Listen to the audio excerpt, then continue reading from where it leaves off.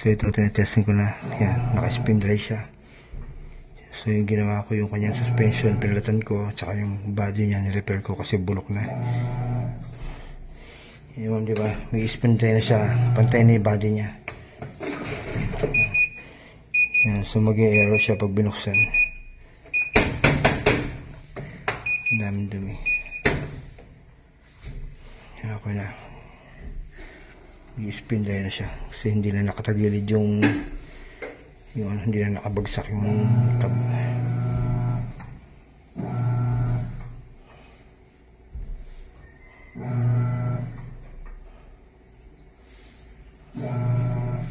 Pero kasi nakakonect siya sa ilaw. Pag pinatay ko, patay din siya.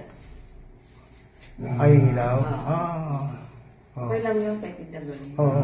Kasi pag patay din naman siya. Oo, nakakonect naman pala. Nakakonect doon sa pinaka-ilaw. Yan.